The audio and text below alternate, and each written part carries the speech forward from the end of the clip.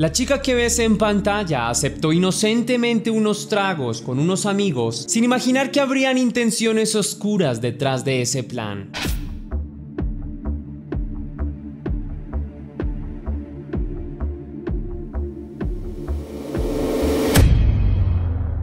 Antes de iniciar con el video de hoy, quiero enviar un saludo muy especial y cósmico a dos leyendas. A Redsus, que me escribió gracias. Muchas gracias a ti, leyenda, por estar aquí. Te envío un caluroso abrazo y te deseo una feliz semana. También quiero agradecer a Viquita, que me escribió gracias. Mil gracias a ti, leyenda, por disfrutar de mi trabajo y apoyarlo. Te envío un abrazo mega cósmico y también te deseo una hermosa semana. Ahora sí, la pregunta del día de hoy es: ¿algún amigo se ha intentado sobrepasar contigo? Déjame tu respuesta en la caja de comentarios.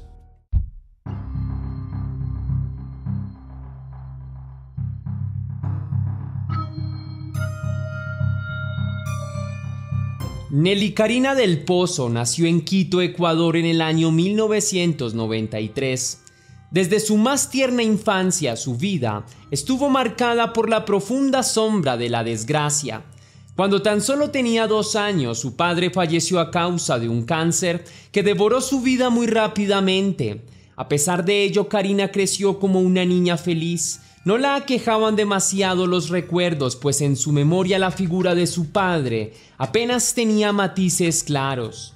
Durante su niñez fue una pequeña amable, disciplinada y cariñosa. No daba demasiados problemas a su madre. En el colegio cumplía bien con todas sus obligaciones. Se podría decir que durante sus primeros años supo reponerse a la siniestra muerte de su padre. La figura paternal la había ocupado su hermano mayor, Milton, un joven varios años mayor que ella, quien ayudó con su crianza. El vínculo que la pequeña tenía con sus dos familiares era muy estrecho.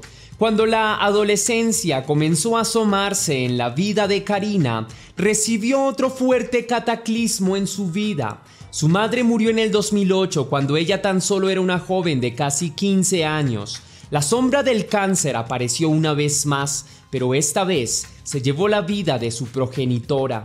El impacto emocional para ella fue enorme, pero a pesar de ello tuvo que continuar con su vida. Su custodia fue asumida por su hermano, quien a pesar de su juventud tuvo que hacerse cargo de la casa y del cuidado de la joven.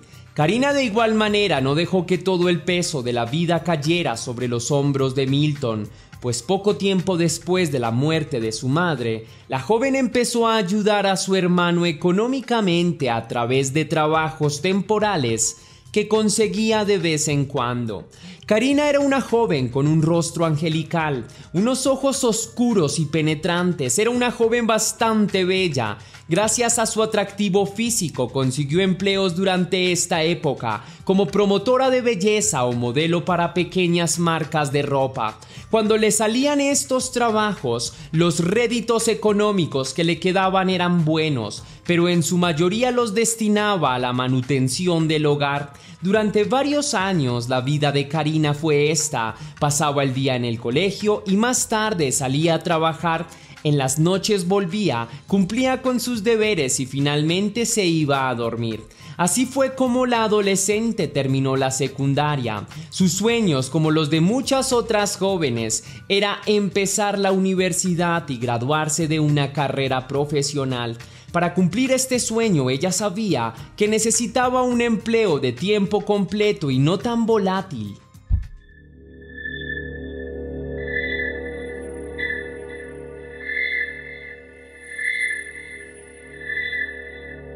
En la mañana del 18 de febrero de 2013, Milton se despidió de su hermana sin saber que esa sería la última vez que la vería.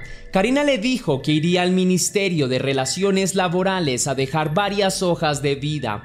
En ese momento, ella tenía 20 años y quería encontrar lo más pronto posible un trabajo estable que más tarde le permitiera empezar a estudiar su carrera universitaria.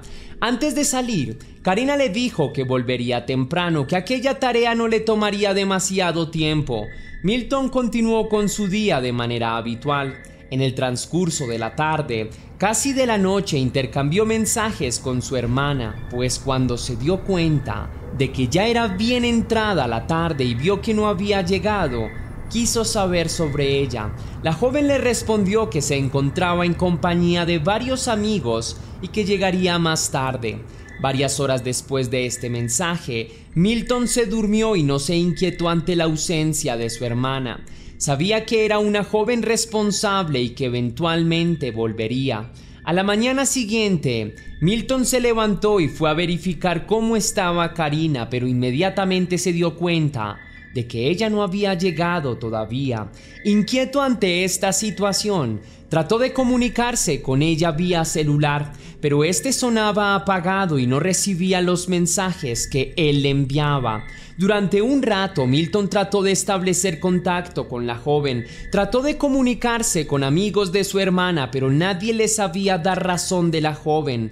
Cada vez se inquietaba más y más al ver que los minutos seguían pasando y no lograba ningún avance. Decidió ponerse en contacto con las autoridades y reportar la desaparición de Karina. Las autoridades empezaron inmediatamente con la labor de búsqueda de la joven y trataron de recopilar toda la información posible. Aquel día Karina había salido con una chaqueta de cuerina negra, blusa café, short verde, botas café sin tacón y varias pulseras metálicas. Así la había visto salir Milton. Las autoridades también trataron de establecer quiénes habían sido las últimas personas con las que se había encontrado Karina, y días más tarde, el 21 de febrero, se entrevistaron con una joven llamada María Cecilia. La joven informó que efectivamente había estado en compañía de Karina el 18 de febrero. Se habían encontrado en el Ministerio de Relaciones Laborales, donde habían dejado varias hojas de vida.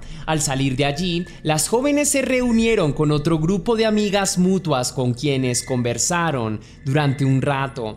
Cuando las dos estaban a punto de retornar a sus casas, se encontraron con un joven llamado Juan Pablo Vaca. El joven, al parecer, era un pretendiente de Karina. El joven invitó a las dos chicas a tomar unas copas y a comer pizza. Ya sobre el final de la tarde, Juan Pablo habría invitado a las dos jóvenes a su apartamento, en donde les informó que tendría una pequeña reunión con otros amigos. En un principio, las jóvenes se mostraron poco interesadas, pero finalmente terminaron aceptando. Cecilia contó que sobre las 7 de la noche habían llegado al apartamento de Juan Pablo. Minutos más tarde, llegaron hasta el lugar otros amigos del joven, algunos de ellos también conocidos por las dos muchachas. Ellos eran Nicolás Federico León Maldonado, David Piña Bueno, Manuel Gustavo Salazar y José Antonio Sevilla Freire. De los recién llegados, al único que no conocía a Juan Pablo era David Piña. Sin embargo, Karina sí lo conocía y se decía que muchos años antes habían tenido una relación y que no se habían visto casi durante 4 años. Piña llegó hasta la casa de Juan Pablo porque los amigos en común de ambos le habían informado al anfitrión de la fiesta que aquel chico practicaba artes marciales mixtas y que, debido a que él estaba interesado, podría darle algunas clases. La noche transcurrió con relativa tranquilidad. Los jóvenes estuvieron tomando y fumando hasta la madrugada del 19 de febrero. A las primeras horas de la madrugada, contó Cecilia, Manuel Salazar se ofreció a llevarlos a todos a sus respectivas casas, puesto que él disponía de su automóvil. María Cecilia informó que durante el trayecto le había sugerido a su amiga que se quedara en su casa, pero Karina había dicho que prefería quedarse en su propia casa. La joven mencionó que debido a que ella fue la primera persona que dejaron, no se enteró de qué le había sucedido a Karina. Naturalmente, la reacción de las autoridades ante este testimonio fue buscar a los 4 jóvenes que estaban en el automóvil en compañía de Karina. La segunda persona interrogada al respecto fue Nicolás León. El joven mencionó casi la misma información que María Cecilia, incluso aseguró que él había sido la segunda persona que se había bajado del carro y por tanto no sabía qué había sucedido con Karina. El 22 de febrero, Manuel Salazar y José Sevilla también llegaron a la comisaría para declarar. Su versión de los hechos era casi igual que la de los dos jóvenes anteriores. En lo único que cambiaba el discurso es que después de dejar a Nicolás, Karina se habría bajado del auto y había tomado un taxi para llegar más rápido a casa. David Piña fue el último en testificar. El joven confesó que esa noche se encontraba bastante borracho, algo que ya otros jóvenes habían mencionado, y que realmente no se acordaba de muchas cosas. El joven también mencionó que creía recordar algo sobre un taxi. El testimonio de los últimos tres jóvenes coincidía en que ellos querían seguir bebiendo y que al enterarse de esto Karina se habría molestado y les habría dicho que quería volver a su casa. Ante la negativa de los jóvenes de llevarla a su hogar, la joven supuestamente se habría bajado en la avenida Brasil y allí habría tomado un taxi.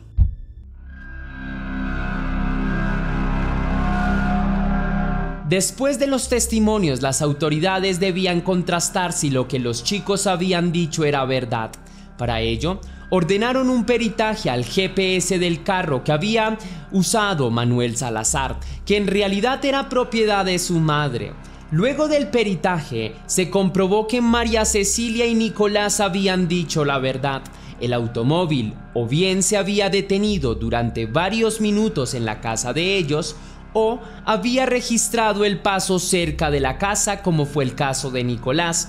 Las autoridades creían que tal vez no se había registrado que el vehículo se detuviera debido a que la parada había sido demasiado corta. En el caso de María Cecilia, tal vez los jóvenes se habrían detenido y esperado hasta que la joven ingresara a su casa.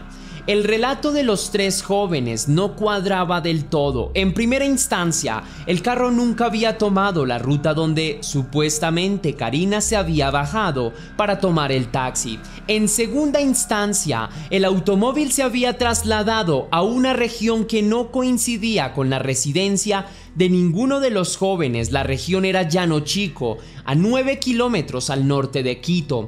El carro había estado detenido en aquel lugar durante varias horas y a raíz de esto, las autoridades se movilizaron hasta Llano Chico para ver si encontraban algún rastro de Karina.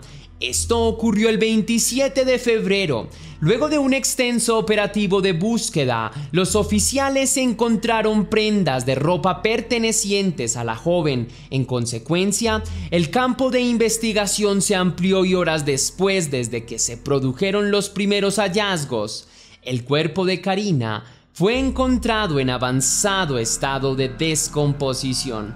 Luego de esto, el cuerpo de Karina fue enviado para que se le practicaran los exámenes forenses pertinentes.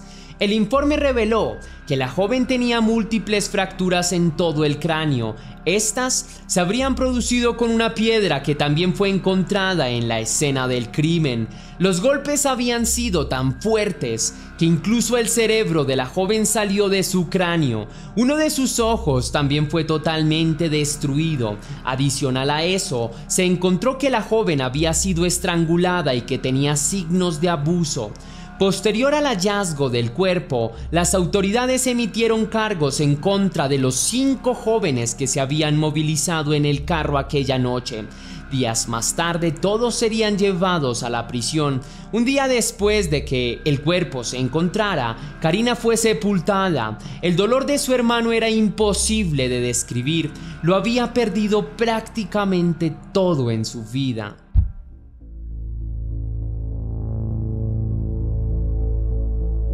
Para los 5 jóvenes se ordenó prisión preventiva y todos tuvieron que testificar nuevamente ante las autoridades competentes. Pocos meses después, Nicolás y María Cecilia fueron desvinculados del caso, puesto que sus testimonios no caían en contradicciones porque no se había encontrado ADN de ninguno de los dos en la escena del crimen.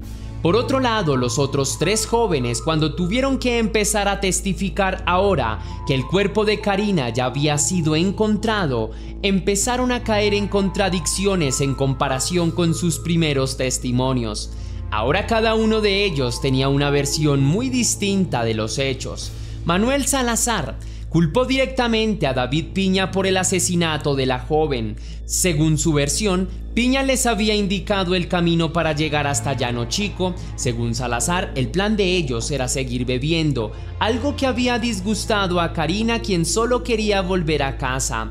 Salazar añadió que Piña, en la parte de atrás del vehículo, había intentado tocar a Karina sin su propio consentimiento y que esto la había molestado aún más. Más tarde, Piña había bajado del vehículo con la joven. Salazar dijo que él y su amigo escucharon los gritos de Karina, por lo que él bajó a ver qué sucedía y encontró a Piña subido encima de la joven mientras la golpeaba con una piedra. Sin embargo, a lo largo de los interrogatorios, Salazar cambiaría varias veces su versión de los hechos. Otra vez dijo que había escuchado cómo Piña le había partido el cuello a la joven y luego de esto había visto cómo la joven moría. Las siguientes versiones que Salazar entregó no concordaban con los informes forenses, puesto que se sabía que la causa de muerte de la joven había sido por los numerosos golpes recibidos en la cabeza. José Sevilla, quien en un primer momento había optado por guardar silencio, más tarde confesó cuando se enteró que en los exámenes forenses se había encontrado semen en las prendas íntimas de la joven. Sevilla dijo que él y Karina habían mantenido relaciones íntimas consensuadas en el apartamento de Juan Pablo Vaca. También contó una versión de los hechos bastante similar a la de Salazar, salvo que en la versión de Sevilla, el otro joven se unía a Piña para golpear a Karina y quitarle la vida. Por su parte, en el testimonio de David Piña, el joven solo atinaba a decir que no recordaba absolutamente nada de lo ocurrido debido a que estaba demasiado ebrio para recordar algo. De los tres fue el único que no intentó inculpar a nadie y que tampoco trató de salvarse a sí mismo.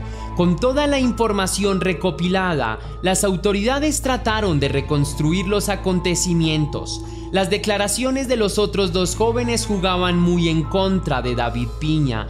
No obstante, las autoridades, luego de practicar un peritaje al auto de Salazar, encontraron sangre de la joven solo en la parte delantera del carro, algo que alejaba a Piña de la escena del crimen, pues él había estado sentado en la parte de atrás. Además de esto, de los tres jóvenes fue el único a quien no se le encontraron rastros de sangre de la joven en sus prendas o tierra de la zona en la que había estado en sus zapatos. Incluso las pruebas psicológicas parecían alejar a Piña del caso, pues de los tres era el único que no demostraba actitudes misóginas. A Salazar se le diagnosticó complejo de inferioridad y se identificaron varias actitudes misóginas. A Sevilla se le encontraron rasgos de psicopatía y una total carencia de principios. El proceso judicial terminó con la sentencia de culpabilidad de los tres jóvenes. Al final prevaleció el testimonio de Salazar y Piña. Fue catalogado como autor del crimen. Salazar fue declarado como coautor y Sevilla como cómplice. Los tres recibieron la misma pena de 25 años de prisión, pese a que sus implicaciones en el crimen eran totalmente diferentes. Algo a todas luces contradictorio. Otra de las grandes contradicciones del caso es que David Piña fue encontrado culpable sin existir pruebas concluyentes que revelaran su vinculación al crimen. Según el testimonio del propio Piña, la justicia actuó en consonancia con la enorme presión mediática y política que tuvo este caso. Piña a día de hoy sigue sosteniendo que no recuerda absolutamente nada de aquella noche. A día de hoy todavía no hay pruebas que permitan vincularlo al crimen de Karina. A pesar de que los tres hombres recibieron la misma condena, el más desfavorecido en todo el crimen ha sido Piña, pues en el año 2015 fue abusado en prisión por otros tres reclusos. Sevilla y Salazar por su parte siguen cayendo en contradicciones cuando son entrevistados. A día de hoy muchas personas creen que David Piña es totalmente inocente y que Salazar y Sevilla nunca confesaron su implicación directa en el crimen.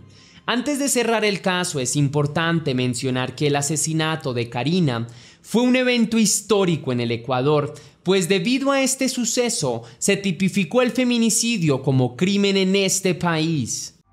Si te gustó la investigación de este caso, querida leyenda, déjame saber con tu misterioso like. Si quieres y si puedes hacer una pequeña donación para la producción de Test Misterios, estaré enormemente agradecido.